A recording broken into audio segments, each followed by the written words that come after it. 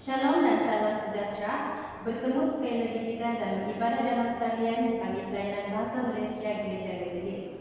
Jemaat Tuhan, silakan pribadi dan hati Anda bagi doa senyap dan pengakuan dosa.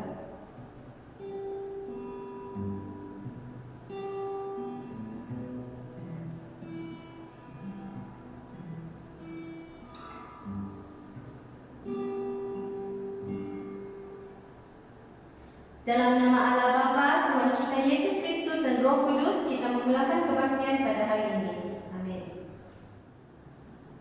Mazmur Daud. Pujilah Tuhan, hai makhluk-makhluk syurga, pujilah kemuliaan dan kuasa-Nya. Pujilah nama Tuhan yang mulia, bersujudlah di hadapan yang maha suci apabila Dia muncul. Saat ini mari kita memuji dan memuliakan Tuhan dengan mengangkat pujian Allah itu baik.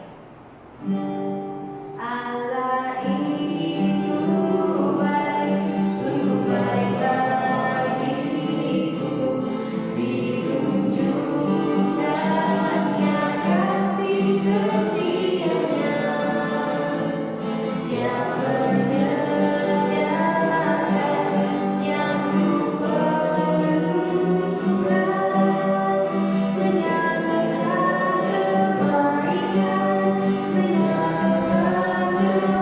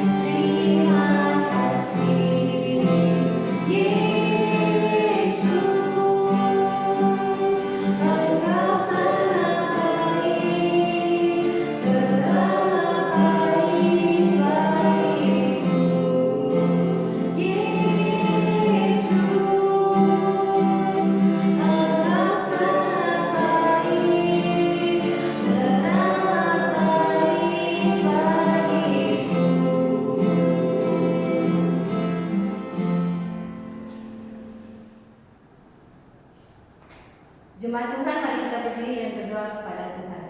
Bapa kami yang di syurga, pada saat ini Tuhan, kami mau menyerahkan ruang tempat dan masa ini Tuhan ke dalam tangan-Mu ya Bapa. Kami mau menyerahkan jemaat kami yang sedang melihat ataupun tidak sempat melihat kebaktian online ya Bapa. Engkau berkati mereka dalam keperluan mereka sehari-harian ya Bapa. Kami tahu Tuhan, Engkau Tuhan yang mencukupkan dalam segala sesuatu dalam kehidupan kami ya Bapa. Kami mau menyerahkan Tuhan juga pelayan Tuhan yang sudah berkomitmen dalam ibadah dalam talian kami ini ya Bapa. Engkau berkati setiap pribadi mereka ya Tuhan, agar mereka akan sentiasa berkomitmen dalam pelayanan Tuhan dan akan sentiasa memberikan yang terbaik, bukan untuk kepentingan diri sendiri, melainkan untuk kemuliaan nama-Mu ya Bapa Tuhan. Kami mau menyerahkan juga pengkhotbah kami pada hari ini, Pastor Jeff ya Bapa. Semoga Engkau memberikan dia hikmat kebijaksanaan dalam menyampaikan firman-Mu. Semoga apa yang disampaikannya dapat dimengerti oleh semua yang melihat rakaman ini ya Bapa. Dalam nama Tuhan Yesus Kristus kami sudah berdoa dan mengucap syukur. Amin. Jemaat Tuhan, mari kita meresponi kesyukuran dengan uang persembahan dan menyanyikan lagu Sungguh Ku Bangga Bapa. Sungguh ku bangga Bapa, punya Allah seperti Engkau. Sungguh ku bangga Yesus, atas segala perbuatanmu. Tak ingin aku hidup lepas dari kasih-Mu. Kasih-Mu menyelamatkan dan beriku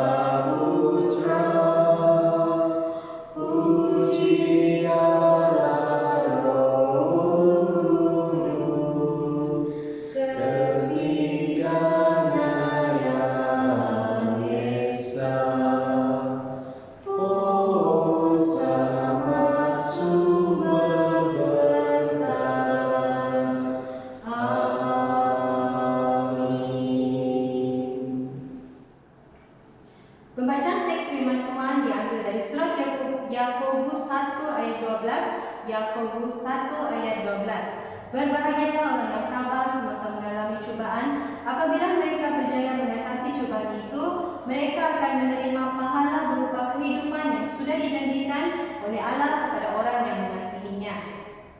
Puji Tuhan karena sudah memberikan kita firman yang hidup sebagai pedoman seharian kita. Sekarang mari kita mempersilakan Pastor Jeff untuk perkongsian firman Tuhan dengan tema tabah mengalami cubaan. Shalom saudara dan saudari, puji syukur kepada Tuhan kita dapat berjumpa sekali lagi pada hari ini. Jadi sebelum kita mendengarkan firman Tuhan yang akan disampaikan oleh hamba-Nya, mari saya memimpin kita dalam doa. Mari kita berdoa. Bapa kami yang bertata di dalam kerajaan syurga, kami bersyukur Tuhan, Kau mengumpulkan kami pada saat ini, di tempat ini. Dan kami serahkan setiap pribadi ke tangan-Mu, kerana Engkau menguasai hati dan fikiran kami, agar kami dapat berfokus mendengarkan firman Tuhan yang akan disampaikan oleh hamba-Mu. Dalam nama Yesus kami berdoa. Amin. Tema perkongsian firman Tuhan pada hari ini iaitu yang bertajuk Tabah mengalami cobaan. Tabah mengalami cobaan. Nah, yang diambil daripada Yakobus pasal 1 ayat yang ke-12. Surat Yakobus pasal 1 ayat yang ke-12. Saya bacakan sekali lagi untuk kita. Berbahagialah orang yang tabah semasa mengalami cobaan. Apabila mereka berjaya mengatasi cobaan itu, mereka akan menerima pahala berupa kehidupan yang sudah dijanjikan oleh Allah kepada orang yang mengasihinya. Nah, dalam firman Tuhan pada hari ini, kita akan melihat, kita akan mengetahui kebenaran firman Tuhan, iaitu orang yang tahan uji adalah orang yang berbahagia. Nah, bagaimana kita dapat tahan uji, iaitu bertahan dalam cobaan, iaitu kita dapat tahan uji melalui respon kita kepada firman Tuhan. Nah, bertahan dalam pencobaan di ayat yang ke-12, iaitu jika kita melihat firman Tuhan, kalau kita melihat bahasa asalnya iaitu dokimos ginomai, bertahan dalam pencobaan, ayat 12, itu kehidupan rohani kita juga perlu diuji pada saat kita pada saat kita digoda untuk berbuat jahat. Nah, penegasan di sini iaitu tahan ujikah kita terhadap pencobaan-pencobaan di sekeliling kita, sama ada pencobaan itu baik dari segi hal yang kecil maupun hal yang besar. Adakah kita bertahan? Nah, sebagai contoh, orang yang memegang jawatan, iaitu mempunyai amanah untuk memegang kewangan sebuah syarikat, sebuah company begitu, dia bertanggungjawab untuk menyimpan, mengurus wang tersebut. Nah, jikalau dia tidak tahan untuk melewati cobaan yang memegang amanah tersebut, maka dia akan melakukan pecah amanah sekiranya dia tidak bertahan dalam pencobaan di sekeliling dia. Nah, hasil ialah watak yang murni. Nah, kita sentiasa diuji agar kehidupan kerohanian kita sejalan dengan firman Allah untuk taat kepada Yesus Kristus. Nah, yang kedua, menang atas pencobaan, ayat yang ke-12. Nah, tadi saya sudah menjelaskan kata asalnya yang dipakai untuk seorang yang dianggap layak mencapai suatu standard dalam watak. Nah, contohnya di dalam Alkitab sendiri berkata Allah menganggap Abraham layak disebut bapa orang beriman. Nah, mengapa? Kerana dia seorang yang taat dengan sepenuh hati kepada Tuhan. Nah, Barnabas juga yang di dalam Alkitab, dia seorang yang tahan uji atas komitmennya untuk memberi seluruh hasil penjualan tanahnya di Siprus kepada Tuhan. Nah, tahan uji ini iaitu berhubung dengan watak, berhubung dengan pribadi seseorang itu, apakah dia dewasa ataupun tidak dewasa ketaatan kepada Allah. Nah, yang ketiga, teladan orang-orang yang sudah tahan uji. Teladan orang-orang yang sudah tahan uji. Nah, bagaimana kita mau tahan uji? Nah, mari kita melihat beberapa teladan dari Alkitab, daripada firman Tuhan. Itu Iaitu yang pertama, Ayub. Nah, barangkali kita tidak sanggup menghadapi rangkaian pencobaan yang begitu banyak dalam kehidupan kita. Nah, apakah jika kita melihat firman Tuhan tentang Ayub? Nah, apakah tujuan Allah menguji Ayub secara berterusan? Nah, ingat, Ayub juga seorang yang manusia biasa, sama seperti kita. Yang membezakan Ayub dengan kita ialah sikapnya terhadap berbagai kesusahan, kesulitan yang dia alami. Tetapi di sini kita melihat Ayub, ia memfokuskan untuk menyerahkan hidupnya kepada Allah. Nah, Ayub mengalami duka cita kematian. Nah, pada saat ia diuji, ia berkata, kerana ia tahu jalan hidupku, seandainya ia menguji aku, aku akan timbul seperti emas. Ayub bab 23 ayat yang ke-10. Nah, meskipun ada juga orang yang berharap, nah, kiranya Ayub diuji terus menerus karena ia menjawab seperti orang jahat. Ayub 34 ayat yang ke-36. Yang ketiga, Ayub yakin bahawa Allah mengujinya suatu maksud yang mulia. Ayub yakin bahawa Allah mengujinya untuk suatu maksud yang mulia. Nah, Allah menghendaki sesuatu akan meningkat di dalam diri Ayub. Nah, meskipun ujian itu apabila kita membaca meskipun kita merasa wow, beratnya ujian terhadap Ayub ini, tetapi Ayub terbukti lulus di hadapan Allah. Tuhan mengembalikan hartanya berlimpah-limpah, berlipat-lipat. Nah, Ayub di sini bagaikan emas yang dimurnikan oleh api. Nah, ia dalam penderitaan dia dapat bertahan di hadapan Allah. Nah, hidupnya jadi berkat dan berkenan kepada Tuhan. Nah, inilah kualiti teladan yang dapat kita contohi, yang dapat kita teladani, iaitu kita hendaklah memiliki komitmen seperti Ayub, itu taat, itu tabah mengalami cobaan. Nah, sebagai kesimpulan firman Tuhan, orang yang tahan uji dikenal sebagai orang yang tidak mengenal jalan buntu dalam hidupnya. Nah, segala kesulitan, segala kepayahan dalam hidup kita dan pencobaan hendaklah dijalani dengan sikap yang konsisten, yang komitmen bersama Yesus Kristus senantiasa, karena ialah sumber kekuatan hidup kita. Nah, Allah menjamin bahawa orang yang tahan uji dalam imannya akan menerima mahkota. Yakobus 1 ayat yang ke-12. Nah, janji ini, saudara dan saudari, janji ini menjadi tentangan bagi kita untuk menaruh segala pengharapan kita kepada Tuhan, bahawa pada akhirnya kita akan bersuka cita. Nah, orang yang tahan uji adalah orang yang mengambil sikap tentang duduk di kaki Yesus Kristus. Nah, sekalipun semua orang meninggalkannya, kita tetap taat kepada Yesus Kristus.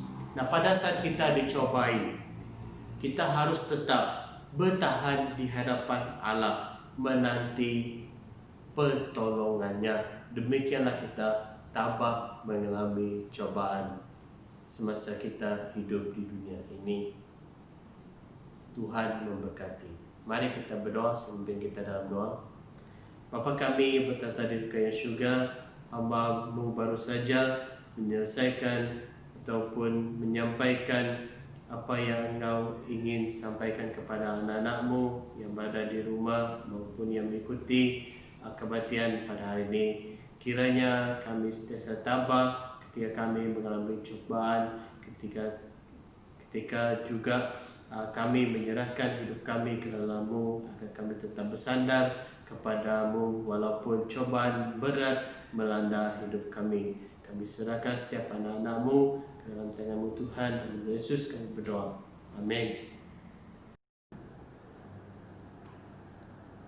Jemaat Tuhan, sila berdiri semua. Mari kita melafazkan asas kepercayaan kita dalam pengakuan iman rasuli untuk meneguhkan kepercayaan kita dalam iman. 1, 2, 3. Aku percaya kepada Allah, Bapa yang Maha Kuasa, Pencipta langit dan bumi, dan kepada Yesus Kristus, Anaknya yang tunggal, Tuhan kita, yang dikandung daripada Roh Kudus, lahir dari anak darah Maria, yang menderita sengsara di bawah pemerintahan Pontius Pilatus, disalibkan, mati dan dikuburkan, turun ke dalam kerajaan maut, pada hari yang ketiga, bangkit pula dari antara orang mati, naik ke surga, duduk di sebelah kanan Allah, Bapa yang Maha Kuasa, dan dari sana Dia akan datang untuk menghakimi orang yang hidup dan yang mati. Aku percaya kepada Roh Kudus, gereja yang kudus dan am, persekutuan orang kudus, pengampunan dosa, kebangkitan tubuh, dan hidup yang kekal. Amin. Sekarang kita mempersilakan Pastor Kev bagi membawa kita di dalam doa berkat. Mari saya pimpin kita di dalam doa berkat. Mari kita berdoa. Allah Bapa kami yang bertata di dalam kerajaan syurga, pada saya Tuhan kami ucap syukur kerana kami sampai kepada penghujung ibadah persekutuan kami pada hari ini. Kiranya Tuhan terus menyertai dan memberkati aktiviti kami yang selanjutnya. Kiranya Tuhan juga terus menguatkan anak-anak Tuhan tidak kira di mana kami berada. Kiranya Tuhan terus menyertai, memberikan kekuatan, penghiburan. Roh Kudus Tuhan terus menguatkan iman kami. Kiranya kasih daripada Allah Bapa, persekutuan daripada Yesus Kristus dan penyertaan daripada Roh Kudus menyertai kita dari sekarang sampai selama-lamanya. Amin. Amin. Amin.